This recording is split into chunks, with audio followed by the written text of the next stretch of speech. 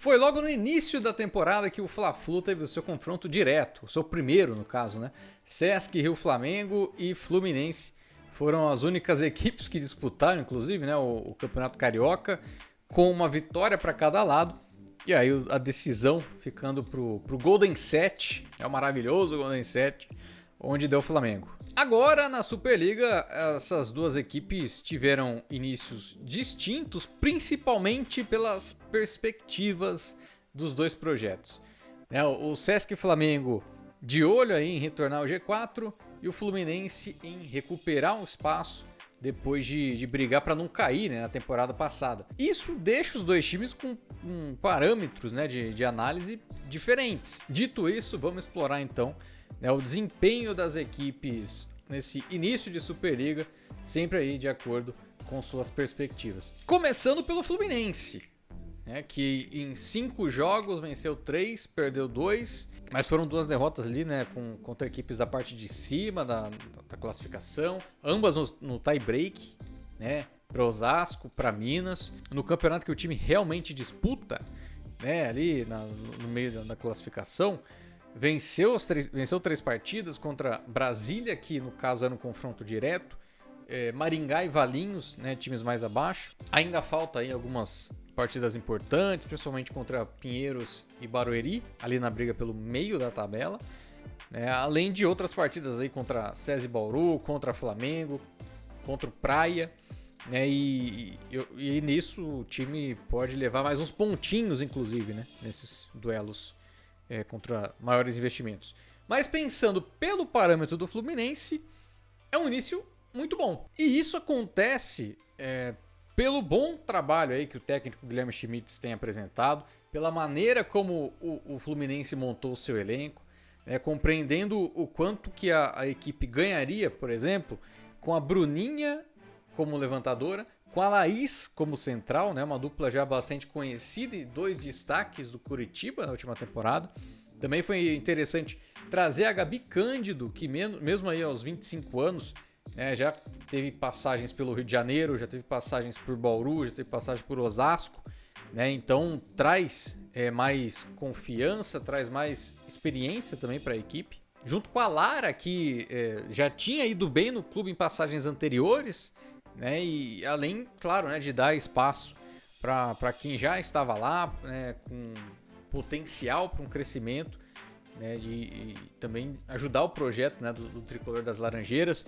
E aí dá para citar a Maiara, a Bruna Moraes, que mesmo indo para a Coreia está de volta, né, para essa temporada, a Lelê, né, então aí são 3 ótimos nomes, né, da equipe nesse começo de Superliga que foram, né, estavam na temporada passada. E com isso, né, o Fluminense tem aí um dos times mais legais de se acompanhar no campeonato, né, que vai atrapalhar a vida aí dos maiores investimentos, já está atrapalhando inclusive, né, e tem tudo para se consolidar aí como o melhor time desse segundo pelotão e quem sabe até, né, terminando na frente do Flamengo, que iria ir além das expectativas, né, do Fluminense. E é aí que eu chego no rubro-negro e aí também, né, vamos mudar os parâmetros, né, pro Flamengo, que seria de recuperar essa posição no G4, né?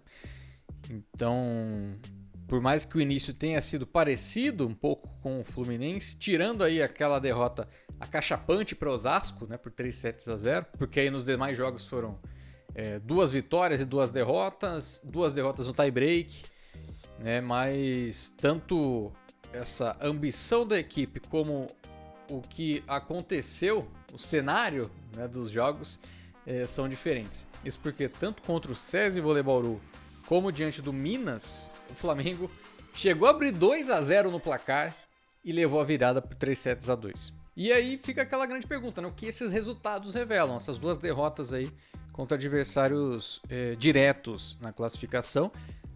A principal coisa é a falta de consistência do jogo da equipe.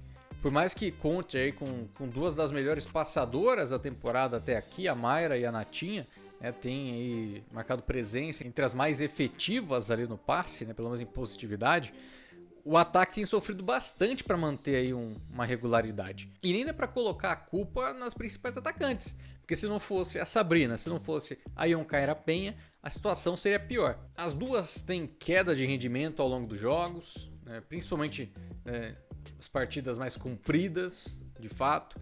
Mas se outras jogadoras contribuíssem mais, isso seria melhor trabalhado. Por exemplo, a dupla de centrais titular, né, a Jussiele e a Valkyria, elas possuem um aproveitamento ofensivo abaixo dos 40%, tanto uma como outra. E somente uma outra equipe tem essa dupla de meio de rede titulares com um rendimento abaixo dos 40%, que é o Curitiba, o Lanterna. E isso tira aí a confiança na bola pelo meio de rede, da levantadora, aumenta aí a dependência das ponteiras. Aí tem também o fato da Mayra, que embora seja uma boa passadora, ela ainda deixa a desejar no ataque, então um baixo aproveitamento ofensivo. E aí você tem a receita de um time dependente de duas atacantes que tem esses momentos de baixa.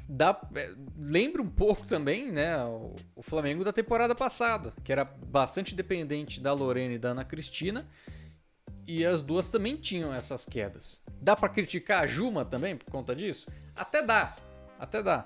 Mas para quem já acompanhou, né, o vídeo de apresentação do Flamengo, vou deixar aqui no card, né, que eu fiz. Quem já viu, né, também viu que eu falei que a Juma tem essa inconstância no seu jogo e que a Giovana, por exemplo, que é a reserva, né, ela ia jogar bastante, né? Então isso não era muito segredo para ninguém. Então, se tem a criticar alguém, talvez dá para criticar quem apostou na Juma. Mas eu até compreendo, porque é uma jogadora que há anos já, né, já vem esse potencial dela.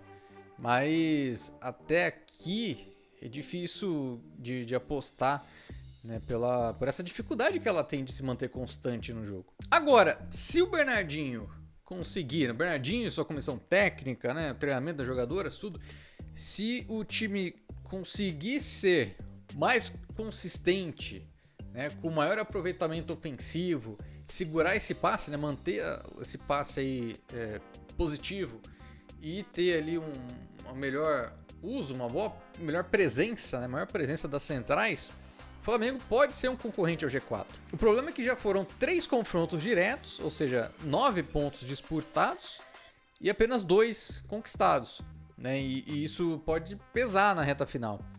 Mas se o time, apesar disso, né, caso não consiga chegar no G4, mas se o time chegar preparado para os playoffs, né, com esse rendimento que eu falei, o time pode recuperar esse espaço, né, pode retomar aí uma semifinal que a equipe não vê já há 3 temporadas. É uma situação que nesse momento não é tão boa para o Flamengo, mas que pode melhorar, né, quando o time tem um pouco mais de ritmo de jogo, né, que só foram 2 partidas do Campeonato Carioca.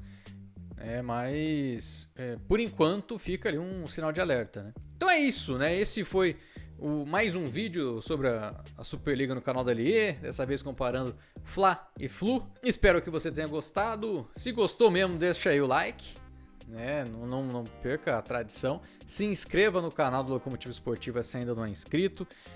Comenta, né, o que você espera dessa dupla, né, de Flamengo e Fluminense agora, né, pra frente. E também, né, compartilhe os vídeos também com o pessoal. Eu vou voltar em breve, né, com mais vídeos e, claro, as já tradicionais lives sobre as rodadas da Superliga. Se você ainda não conferiu, confere lá. É sempre legal contar com a sua presença. E a gente se vê. Forte abraço. Falou!